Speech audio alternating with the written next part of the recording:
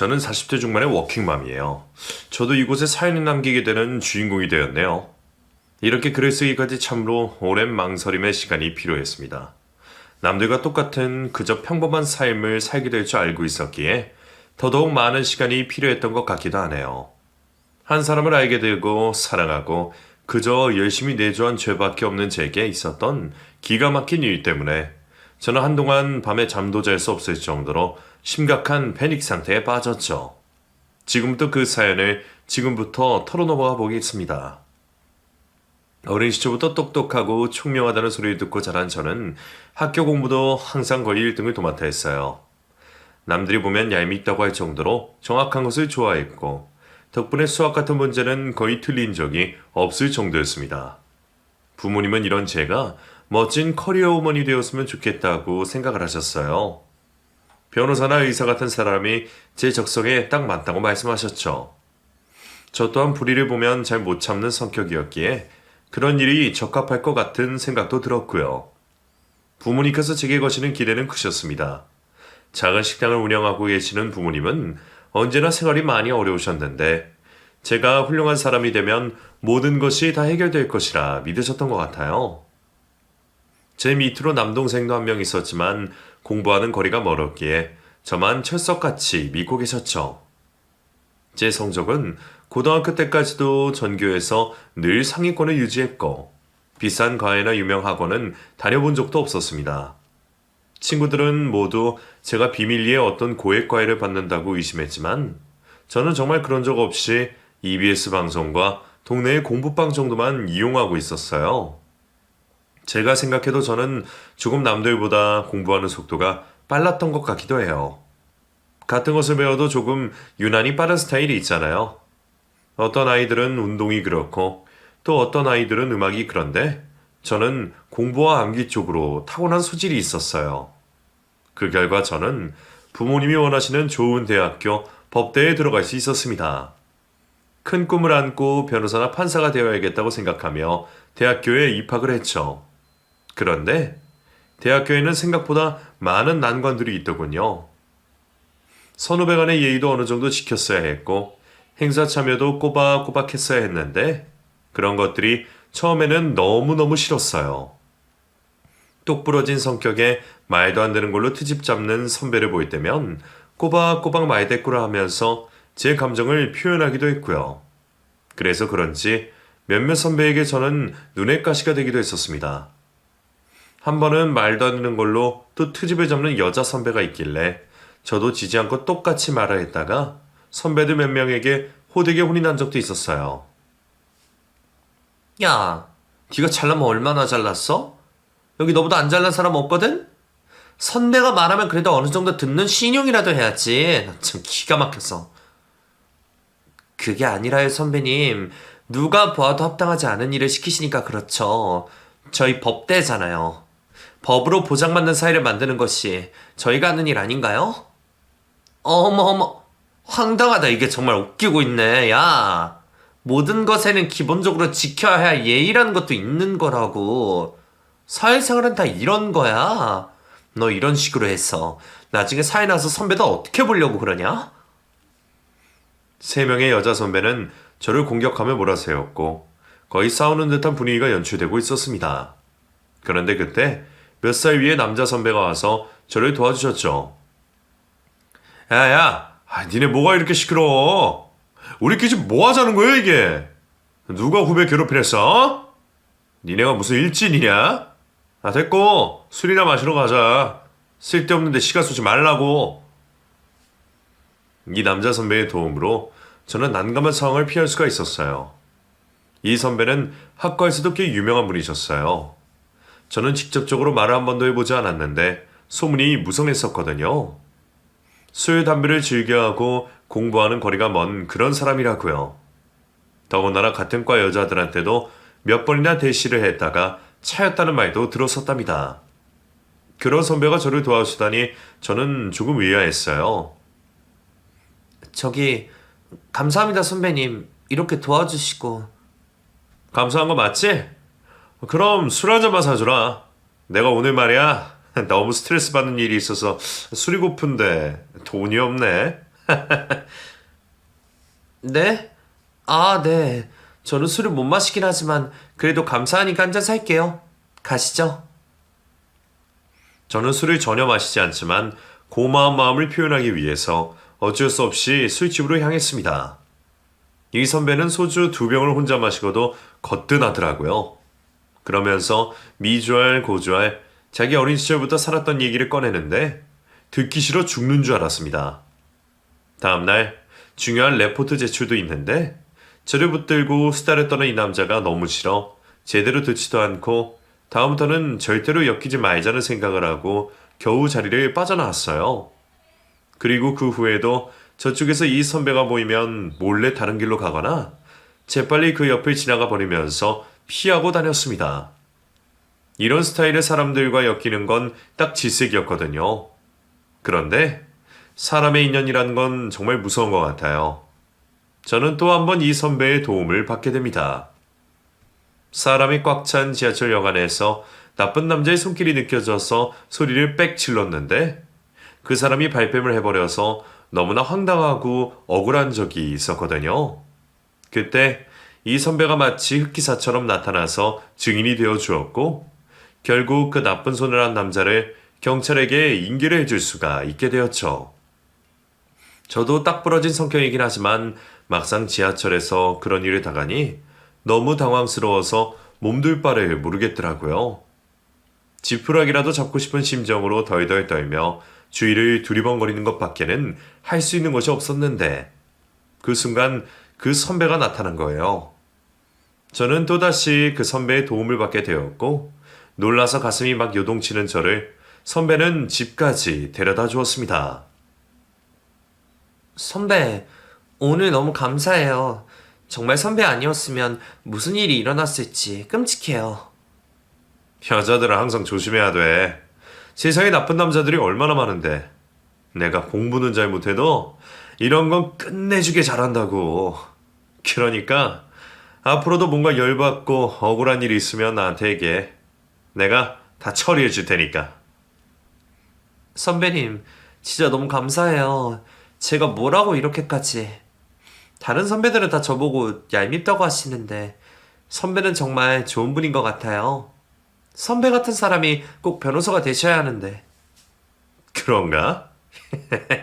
근데 내가 이렇게 공부가 딸려서 사법고시를 합격하는지 모르겠다. 나 왜 머리가 이렇게 안 돌아가는 거야? 자, 얼른 들어가. 그날 그 선배는 평소와는 조금 다르게 보였어요. 술만 좋아하고 다른 건 관심도 없는 한량이라고 생각했는데 나름대로 생각도 깊고 어려울 때 도와주는 모습을 보니 살짝 멋있다는 생각도 들더라고요. 집에 가서 그날 일을 일기에 적었는데 그 선배에 대한 제 마음이 조금 달라졌다는 것을 느끼게 되었습니다. 그리고 그날 이후 저는 학교에서 선배를 마주칠 때마다 왠지 모를 두근거림이 생겼어요. 사람이 이렇게까지 한 번에 변할 수 있나 싶을 정도로 말이죠. 사람의 감정은 너무 신기한 것 같아요. 저를 보고 웃어주면서 말없이 머리를 쓰다듬는 것이 선배의 기본 행동이었는데 그게 그냥 너무 따스하고 좋았습니다. 그러다가도 내가 왜 이런 생각을 하고 있을까 하는 마음도 들었죠. 똑똑하고 유능한 선배들도 많은데 왜 하필 이런 사람한테 떨림을 느낄까 하면서요. 도대체 이 법대에 어떻게 입학을 했나 싶을 정도로 공부도 잘 못하고 아무 짐도 별로 없는 그냥 술만 좋아하는 선배였거든요. 하지만 그 선배 곁에는 사람들이 많았습니다.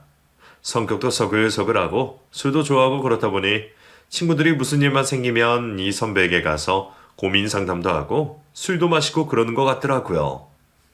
어느 날은 저도 다른 선후배 몇몇과 함께 자리가 되어 그 선배와 같이 술자리에 간 적도 있었어요. 저는 전혀 그런 자리에 가지 않는 사람인데 그날은 그 선배가 있어서 보러 간 것이거든요. 다른 사람들이 저를 보고 다 놀랄 정도였죠.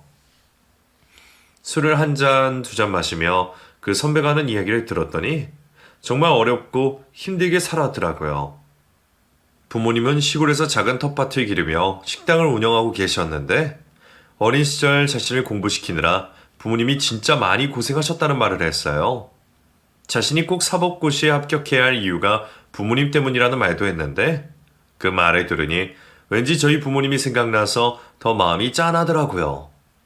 그리고 자신은 남들과 똑같이 공부를 해도 성과가 잘 나오지 않는다며 공부가 적성에 맞지 않다는 것 같다는 말도 하면서 어려움을 토로했어요.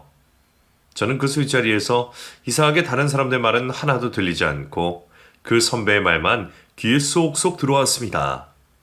그 선배가 하는 말과 행동만 유난히 크게 보였는데 여태껏 살면서 느껴보지 못한 감정이었어요. 저는 그 후로 그 선배에게 도움이 되고 싶다는 생각까지도 하게 되었습니다. 특히나 어려워하는 공부에 있어서 제가 뭔가 팁을 줄 수 있다고 생각해서 개인적으로 연락을 해서 도서관에서 만나게 되었죠. 선배가 공부하는 방법이나 루틴에 대해서 상담을 해주었고 제 방식도 설명해 주었어요. 제가 딴 건 몰라도 암기하는 거 하나는 끝내줬거든요. 그렇게 함께 겨울방학의 시간을 보내고 다음 학기까지 붙어있던 저희는 연인으로 발전하게 되었습니다. 덕분에 선배의 학과 성적도 많이 오르게 되었고 제게 누구보다 고마워했죠.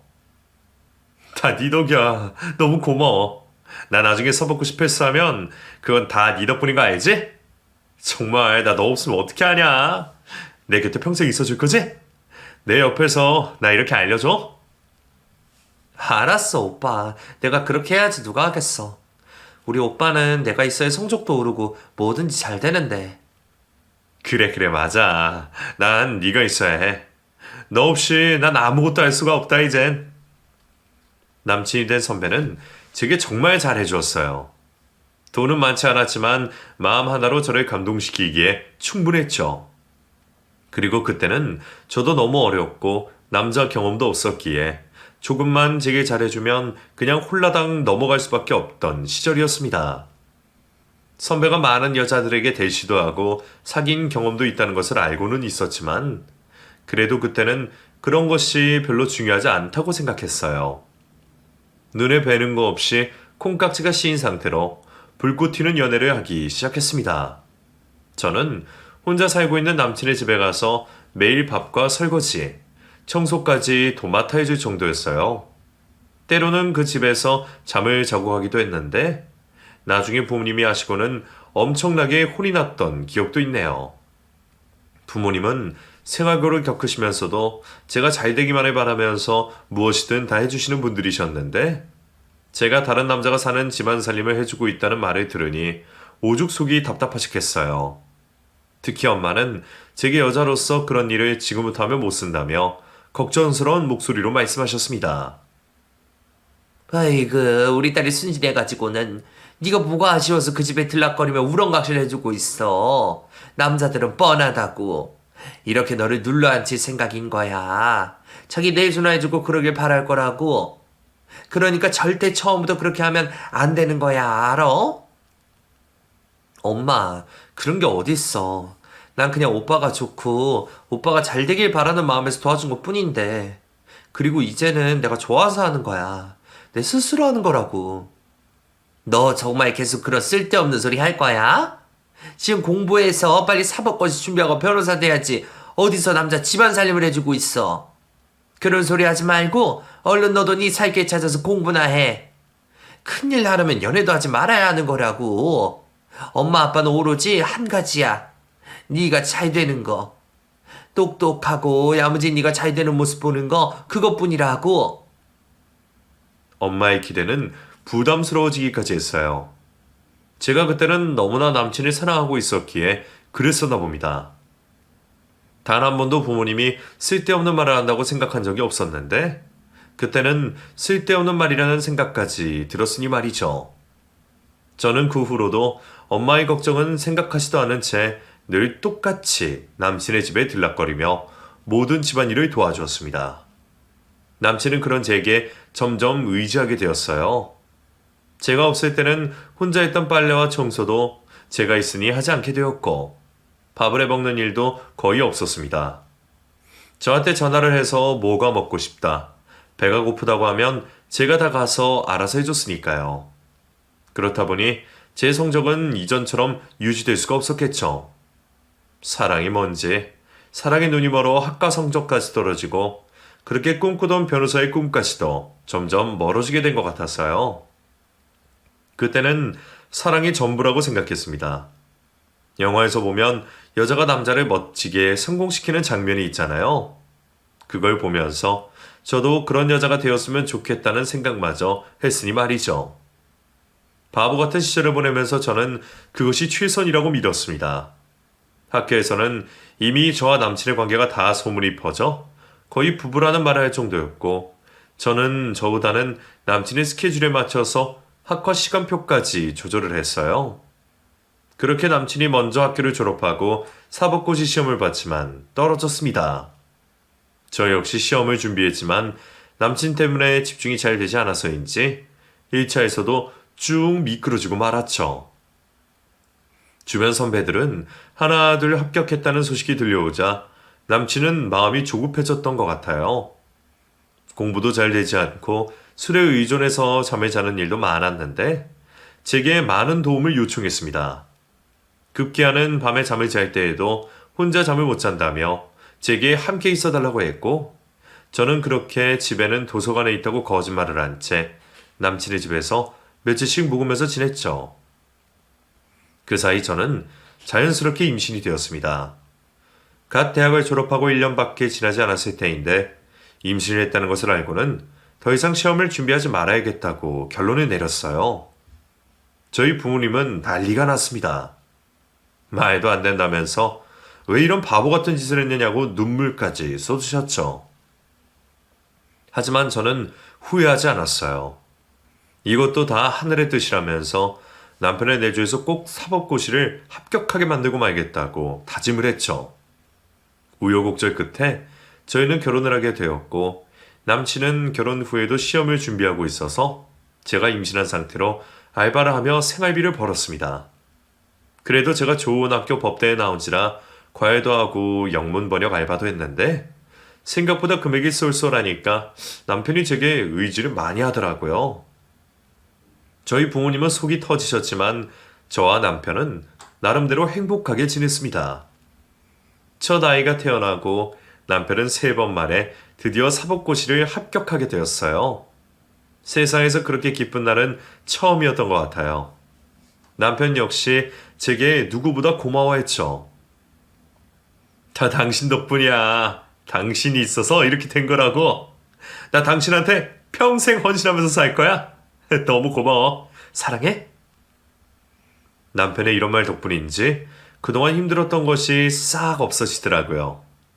앞으로는 불행 끝 행복 시작이라고 생각했고, 저희 가족에게 희망찬 미래만 있을 것이라 생각했어요.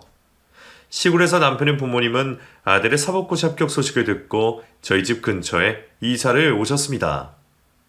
앞으로는 아들 덕 좀 보자고 노골적으로 말씀하시면서 제게 이래라 저래라 많은 것을 주문하셨어요. 며느라, 우리 애가 검사되는 건 맞지? 그랬지?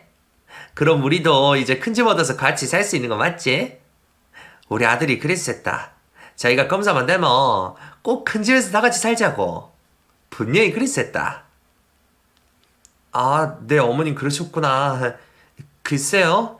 이제 막 된 거라서 아직 모아둔 돈도 없고 집이 한두 푼 하는 것도 아니고요.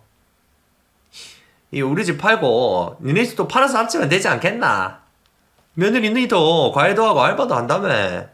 대출도 받고 해서 우리 집 같이 합쳐서 살자.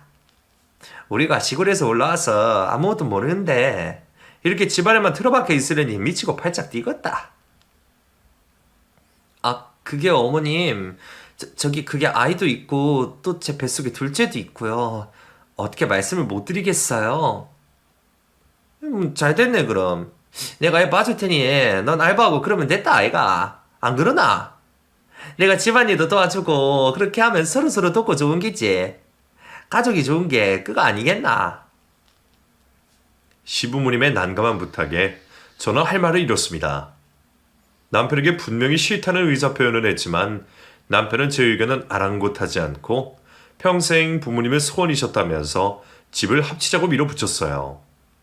그렇게 얼마 지나지 않아 저희 집과 시부모님 집을 합쳐서 방 3개짜리 빌라를 얻어서 함께 살게 되었습니다. 저는 시부모님과 함께 사는 것은 상상도 해보지 못한 일이거든요. 제 꿈을 접고 남편 내조를 하는 것까지는 제가 자발적으로 했다고 하지만 이렇게 시부모님을 모시고 사는 것은 진짜 불편하고 힘들었어요. 거기다가 시부모님은 전형적인 시골분들이셔서 새벽 5시만 되면 일어나셔서 부시럭부시럭 거시면서 아침을 드셔야 한다고 말씀하셨고 현대적인 사고방식이 전혀 없으신 분들이셨습니다. 저녁 9시만 되면 TV도 보지 못하게 시끄럽다고 야단을 치시니 어떻게 생활 패턴이 맞을 수가 있겠어요. 노크도 없이 안방문을 여는 것은 물론이고 화장실 에티켓도 전혀 없으셔서 곤란한 적이 한두 번이 아니었습니다. 친정 부모님께는 나중에 말씀드렸는데 얼마나 많이 속상해 하셨는지 몰라요. 제가 더 잘나고 똑똑한 여자인데 왜 이렇게 남편의 하녀처럼 살아야 되느냐고 또 우셨어요. 답답한 하루를 보내면서 저는 오로지 아이 둘을 어떻게든 잘 키워보려 노력했습니다. 아이들은 저를 닮았는지 어릴 때부터 총명하고 매우 똑똑했어요. 영어도 한글도 빨리빨리 깨우쳐서 제가 가르칠 맛이 나더라고요. 그러는 사이 남편은 매우 바쁜 나날을 보냈습니다. 매일 얼굴 볼 시간도 별로 없이 일에 치중해 있었고 왠지 모르게 조금씩 변해가는 기분도 들더라고요. 명품 옷을 입어야 한다는 둥, 가난하고 못 배운 사람들을 무시하는 둥, 평소와는 다른 모습을 보이더라고요. 저는 예전에 서글서글하고 수수했던 남편의 모습을 너무 사랑했는지라 남편이 변하는 것이 싫었습니다. 여보, 요즘 많이 바빠? 주말인데 애들하고 놀아줄 시간도 없어? 알잖아. 사건 하나 맡으면 밤을 꼴딱 새워도 모자르다는 거. 다 일하는데 어떻게 나 혼자 애들하고 노냐. 생각을 해봐라 좀. 똑똑한 줄 알았더니 이런 쪽으로는 영 멍청하네. 하긴 경험이 없어서 그런가? 뭐? 무슨 말을 그렇게 해? 잘 모르니까 그렇게 말할 수도 있는 거지. 답답하다, 답답해. 큰일 날 남자한테 애들하고 놀라는 말이 나고 자빠졌고. 그리고 당신은 올시랑 머리가 그게 뭐냐? 좀 꾸미고 세련되게 안 되냐? 옛날부터 아주 꾸미는 건 영광이라니까. 세련되게 좀 하고 다녀. 검사만 하면 어디 가서 욕먹지 않게. 남편은 제게도 매우 차갑게 말을 많이 했어요. 바쁘다는 핑계로 잠자리도 거의 하지 않았고요. 저는 집에서 늘 시부모님과 아이들과 함께 지냈고 남편은 거의 밖에서 먹고 자고 하는 일로 서로가 어긋난 생활을 이어갔습니다. 그리고 그때쯤 주변 지인들에게서 이상한 소문이 돌기 시작하더군요. 제 남편이 오피스 와이프를 두었다는 둥, 뒤로 돈을 많이 받아 챙긴다는 둥 하는 소문이었어요. 같이 법대에 나온 선배가 제게 조심스럽게 기뜸을 해주더라고요. 조금 의심스러운 부분이 있긴 했지만 믿고 싶지 않았어요. 남편이 비싼 옷을 사입고 외제 자동차를 살 때도 의심하고 싶지 않았거든요. 그리고 여자 문제도 제가 눈으로 직접 확인한 것도 아니었기에 최대한 생각을 하지 않으려고 한 거죠. 저라고 왜 의심이 안 들었겠어요. 하지만 남편의 내조라는 것이 최우선이라고 마음먹고 있던 상태라서 그냥 남편을 믿고 싶었던 것 같아요. 그리고 남편에게 소문에 대해서 물어보았는데 펄쩍 뛰면서 자식들을 걸고 맹세한다고 말을 하길래 아니라고 굳게 믿어버렸죠. 자기 자식을 걸고 맹세하는 남편을 어떻게 안 믿을 수가 있겠어요. 그렇게 몇 달이 지난 어느 날 남편은 갑자기 제게 미국 이야기를 꺼냈습니다. 저기 있잖아. 내가 미국에서 좀 해결해야 할 문제가 생겼거든? 뭐? 미국? 미국이 웬 말이야. 당신 미국에 일 때문에 몇 번 가본 적 빼고는 없잖아. 근데 미국? 그게 말이야. 내가 아는 지인 통해서 그쪽에다가 뭘 투자한 게 있어. 근데 그게 좀 은밀하게 해야 될 일들이라서 말이야. 내가 갈 수는 없는 형편이고. 아니 이게 다 무슨 말이야? 난 도저히 믿기지가 않네. 도대체 무슨 일을 어떻게 하고 있다는 건데? 일단 내 생각은 이래. 이게 단기간에 해결될 일은 아니고 한 1년 정도 머무르면서 그 일을 좀 봐줘야 하거든? 나는 지금 일을 해야 되고 생활비도 벌어야 하잖아. 그래서 말인데 당신이 아이들이랑 같이 가서 어학연수 간다 셈 치고 가서 일 좀 봐주면 어때? 내 대신 일 좀 처리해줘. 당신 똑똑하잖아. 남편의 뜬금없는 말에 헛웃음까지 나오더라고요. 갑자기 웬 미국에서 일을 처리해야 한다는지 영문을 알 수가 없었습니다. 그동안 남편은 가정을 위해서 여러 가지 일을 벌여놓았고 어디서 났는지 모르는 돈을 가지고 이런저런 노력을 많이 했다고 하더라고요. 자식도 있고 부모님도 모시고 사는데 그래도 자기가 늙기 전에 뭐라도 이루어 놓아야 해서 한 것이라고 하면서요. 그 돈의 출처도 알 수 없었지만 그래도 남편의 생각을 들어보니 가장으로서의 책임감이 느껴지더군요. 어찌됐건 가정을 위해서 이렇게 이루어 놓으려고 하는 마음이 너무 좋잖아요. 며칠 밤낮을 고민해 보다가 아이 둘을 데리고 떠나기로 결심했습니다. 어차피 아이들에게 좋은 교육을 시키는 것이 제 목표였고 어학연수 한다 셈 치고 다녀오면 좋겠다는 생각도 들었어요. 그렇게 저는 미국에 갈 준비를 한 후에 아이 둘을 데리고 떠났습니다. 낯선 그곳에 가서 남편이 벌여놓은 일들을 처리했어요. 근데 이게 좀 불법적인 일인 것 같더라고요. 돈을 버는 일은 맞는데 세금도 내지 않고 그런 일이었어요. 다행히 제가 영어도 어느 정도 되고 꼼꼼한 부분이 있었기에 1년의 기간 동안 일이 무사히 처리될 수 있었습니다. 그 1년 동안 제가 얼마나 힘들었는지 모를 거예요. 낯선 곳에서 아이 둘을 지키며 일까지 해야 했으니 밤에 잠이나 제대로 잤겠어요.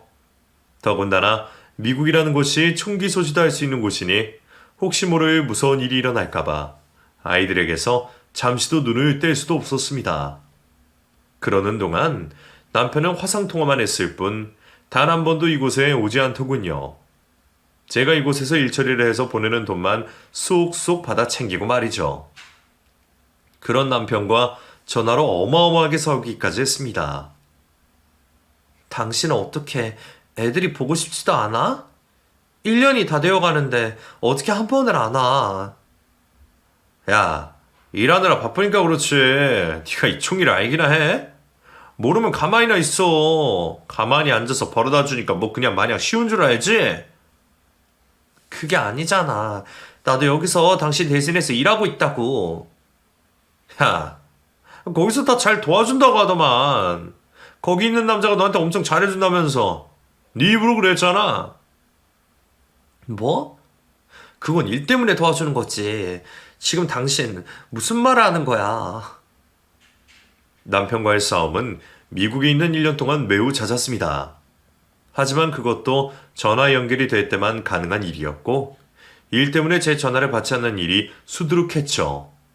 그런데 뭔가 이상한 느낌도 들었어요.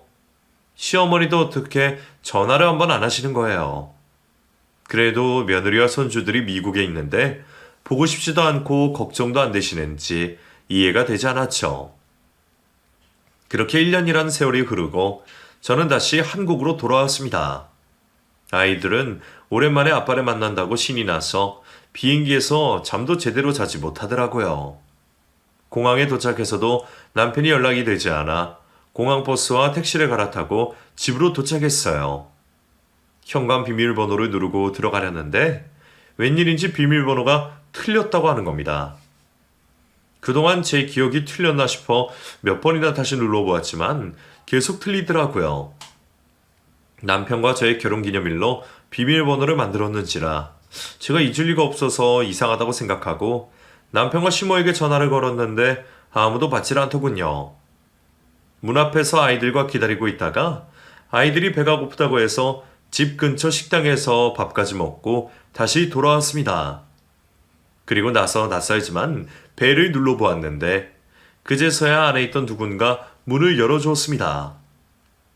처음 보는 낯선 분이었는데 저보고 누구냐고 하시더라고요. 어머나, 저 여기 사는 사람인데? 여기 살다녀? 내가 이사 온 지 10개월이 다 됐는데? 네? 저 그게 무슨 말씀이신지 저 분명히 이 집에 사는 사람인데. 아, 이전에 이사가 분을 말하는 건가? 그 신혼부부네? 그 사람들 이 집 금매로 내놔서 제가 샀어요. 저는 너무 황당해서 아무 말도 할 수가 없었습니다. 왜 저희 집이 아니냐고 묻는 아이들에게 그 어떤 말도 해줄 수가 없었어요. 그리고 그곳에서 나와 남편과 시모에게 엄청나게 전화를 걸었습니다. 시모에게 전화를 20번쯤 걸었을 때 드디어 시모가 전화를 받았어요. 어머님, 어머님 어디세요? 집이 왜 다른 사람이 살죠? 이사 갔어요? 도대체 어떻게 된 거예요? 저기, 왜 그렇게 자꾸 전화질을 하냐? 어? 나한테 무슨 볼 일이 있다고? 어머님 왜 그러세요? 이게 도대체 무슨 일이에요? 지금 아이들이랑 밖에서 벌벌 떨고 있어요. 이 사람 어디 있어요? 왜 전화를 안 받아요? 어머님? 어머님, 무슨 말씀 좀 해보세요. 아니, 니들 이미 끝난 거 아니냐? 애미 너도 거기서 좋은 남자 만났다고 하더만, 맞지? 그니까 피자 서로 잘 된 거 아니겠나? 왜 나한테 자꾸만 전화를 걸고 그러는 거냐? 에? 난 할 말이 없다. 없어. 네? 그게 무슨 말씀이세요? 어머님 지금 무슨 소리 하시는 거예요? 왜 그러세요 도대체? 어디로 이사 가신 거예요, 네? 말도 안 되는 말씀 그만 좀 하시고. 내 생각에는 피차 이제 서로 찾을 필요도 없을 것이고 각자 살면 되지 안 그러겠나? 그냥 명절 때나 애들 보고 그러면 나는 그걸로 뗐다. 더 이상 바랄 것도 없다니까. 알았지? 그럼 난 이만 끊는다. 너무나 기가 막힌 시모의 말에 온몸이 바들바들 떨렸습니다. 이게 도대체 무슨 황당한 말인지 이해도 잘 되지 않았고요. 남편의 치닥거리를 하며 미국에 다녀온 제게 남자가 생겼다뇨. 도저히 가만히 있을 수가 없어 당장 남편이 근무한 곳으로 찾아갔어요. 아이 둘을 다 데리고 택시를 잡고 가는 길이 얼마나 온몸이 벌벌 떨리고 식은땀까지 나든지 혼자 아주 혼났습니다. 아이들은 오랜만에 아빠를 만나서 신난다고 하는데 그 어떤 말도 해줄 수가 없더라고요. 잠시 후 드디어 남편의 회사에 도착했고 사무실 아이들은 사무실 안에 있는 남편을 발견하고는 얼른 아빠에게 달려갔지만 남편은 이내 정색하는 표정으로 제게 말하더군요. 눈치 없이 여기까지 찾아온 난리야. 우리 엄마가 얘기했다더만. 네 인생 찾아가서 살아. 내가 여기 서류 다 준비해놨으니까 그런 줄 알고. 너도 어차피 다른 놈이랑 눈 맞은 거 맞잖아. 뭐라고? 이런 쓰레기 같은 놈이 어디서 그런 말을 짓거려. 애들 보는 앞에서 창피하지도 않아? 나 있잖아. 여기서 다른 여자 만났어. 능력 있고 유능한 사람이라고. 당신같이 집안에서 구질구질하게 있지 않은 세련된 여자야. 그러니까 그만하고 이제 그만 떨어져라. 애들 양육비는 내가 모자라지 않게 챙겨주마. 남편은 마치 오랜 기간 준비한 것처럼 서랍 속에서 이혼 서류를 제게 건네주더군요. 그러면서 제가 가정에 충실하지 않고 다른 남자와 이성적인 관계를 유지했다고도 소장에 적혀 있었습니다. 그 남자를 따라서 미국에 간 것이고 제가 그 남자가 잘해준다고 말하는 것까지 모두 캡처해서 사진으로 뽑아놓았더군요. 야, 요즘은 육체적으로 증거 현장 잡아야만 간통되는 거 아니다. 어차피 법도 없어졌고 이렇게 네가 그놈이랑 아주 좋은 관계를 유지하고 있다는 증거만 있어도 되는 거야. 너 그놈 때문에 미국에 간 거잖아. 난 그렇게 알고 있는데? 내가 너네 소송은 안 걸 테니까 그냥 깔끔하게 이혼만 해줘라. 나 참 어이가 없어가지고. 네가 보낸 거잖아. 바보같이 네 공부도 제대로 할 줄 모르는 인간이 이제 와서 무슨 딴소리야? 내가 정말 보자 하니까 내가 바보로 보이냐? 분명히 알아둬라. 나 너보다 똑똑하고 공부도 더 잘했어. 너 같은 쓰레기를 위해서 내가 봉사하며 살았던 세월이 너무 아깝고 억울하다. 바보 같은 새끼. 너 두고 봐. 내가 어떻게 안 해서 두고 봐. 자식 걸고 맹세하던 그 더러운 맹세가 어떻게 되는지 두고 보라고. 저는 너무 화가 나고 억울해서 비참하기도 했습니다. 아빠라는 놈은 자기 자식이 반갑지도 않은지 지갑에서 돈을 꺼내주면서 엄마랑 가서 맛있는 거 사 먹고 장난감도 사라고 하더군요. 끓어오르는 분노를 참지 못해 남편의 사무실 안쪽에 있는 화분을 바닥에 집어 던져버렸어요. 그 옆에 물컵도 보이길래 그것도 역시 집어 던졌고요. 아이들은 깜짝 놀라 울고 불고 소리쳤고 저는 그 길로 아이들을 데리고 그곳을 나왔습니다. 이런 미친...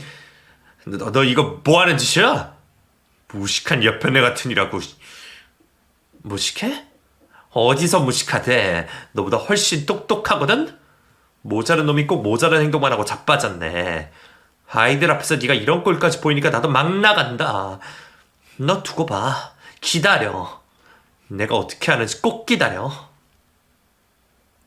그리고 바로 친정으로 가서 모든 사실을 말씀드리고 아이들을 맡긴 후 제 친한 친구를 찾아갔어요.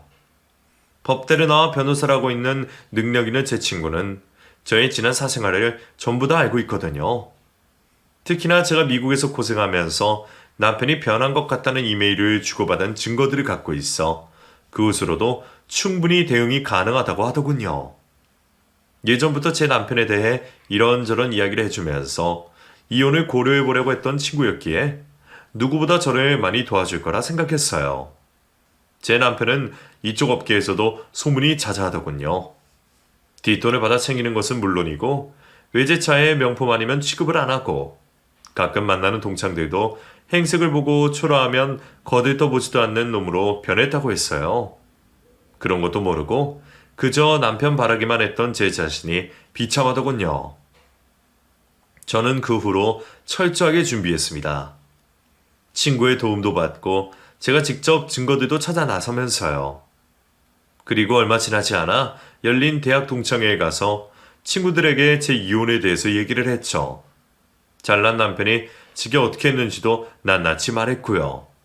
알고 보니 남편이 새롭게 만나는 여자도 같은 업계에 있는 사람이라 웬만큼 다리 건너면 다 아는 사이더군요.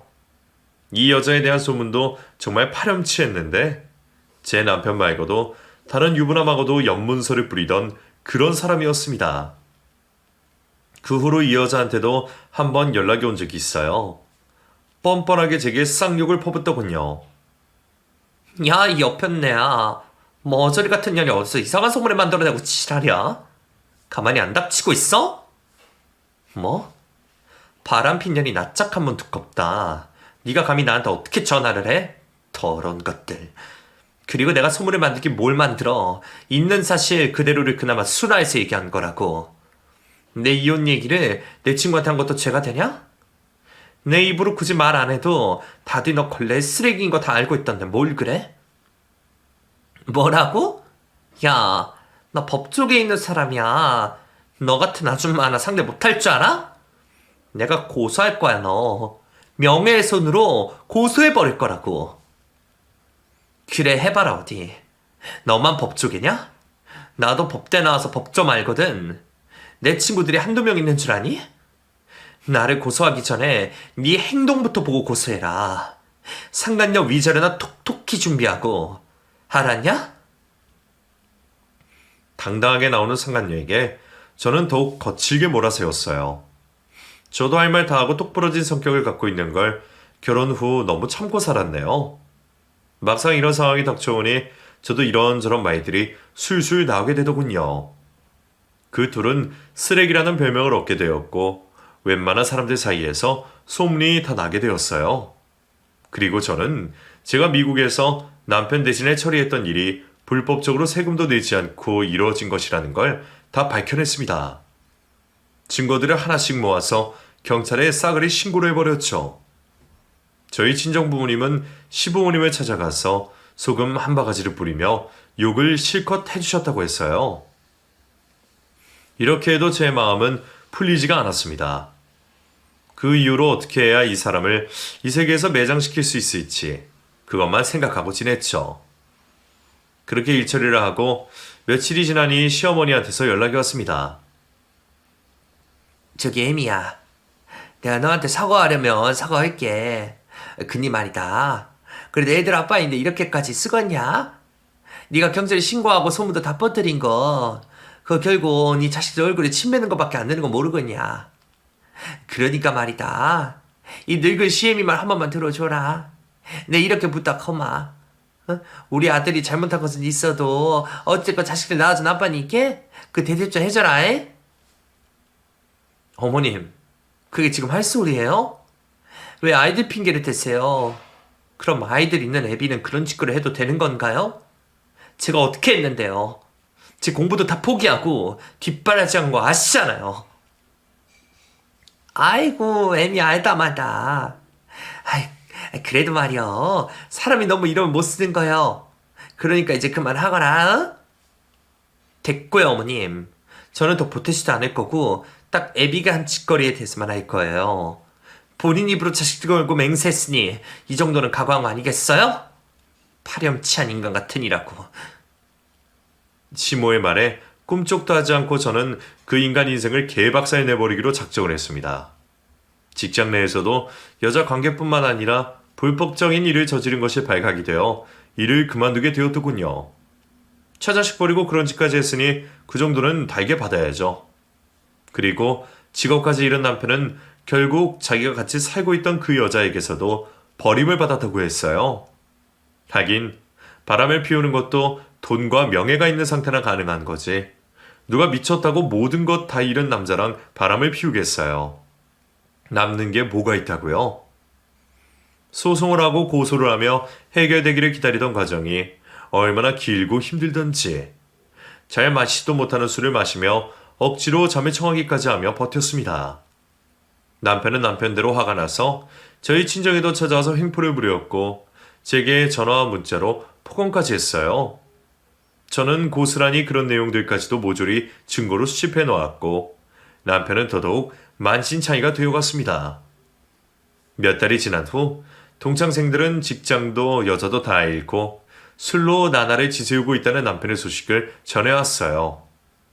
다른 사무실에 취직을 하려고 해도 현재는 그 인성에 대한 소문이 파다하게 퍼져 잘 되지도 않는 모양이에요. 더 이상 뒤로 들어오는 돈도 없을 테고 외제차를 굴리며 호화롭게 살려고 했던 남편의 욕망은 거기서 끝이 났습니다. 저는 이혼까지 마무리를 다하고 아이들 때문에 어쩔 수 없이 초라해진 남편의 모습을 보았어요. 이혼을 해도 면접 교섭권이 있는지라 양육권이 저라도 아빠가 아이들을 볼 권리는 있는 것이니까요. 제게 미안하다고 말을 하며 아이들에게 안부를 묻는데 한편으로는 불쌍해 보인다는 생각도 들었지만 또 한편으로는 그것도 진심인지 아닌지 의심스럽더군요. 아이들을 생각하는 아빠가 그렇게 아이들을 걸고 맹세까지 하는 건 아니잖아요. 이 사람은 저와 아이들을 그저 자신이 살아가는 수단 정도로 생각하고 이용했던 사람이니까요. 양치기 소년이 왜 그렇게 믿음을 저버리게 되었는지 다들 아실 거예요. 한번 믿음을 저버린 사람은 그 어떤 행동을 해도 믿음이 살아나지 않는답니다. 힘든 시간들을 모두 다 견내고 저는 그 후로 공무원 시험에 합격해서 직장에 다니고 있어요. 아이들과 열심히 살아가면서 부끄럽지 않은 엄마가 되고 싶었거든요. 친정 부모님은 저의 인생을 응원해 주시고 도와준다고 하셨어요. 이제라도 제가 저만의 꿈을 갖고 도전하는 것이 자랑스럽다고 하시며 아이들을 열심히 케어해주고 계신답니다. 제 삶에서 남편을 도려내어 솔직히 많이 힘들기도 했지만 이제는 더 이상 힘들어만 하고 있지 않을 거예요. 당당하게 멋진 모습으로 앞으로 남은 미래를 살아갈 것입니다. 여러분도 여러분 자신들의 인생만 생각하시고 결정을 내리시면 좋겠어요. 오늘의 제 사연 고백은 여기까지랍니다. 끝까지 들어주셔서 감사해요.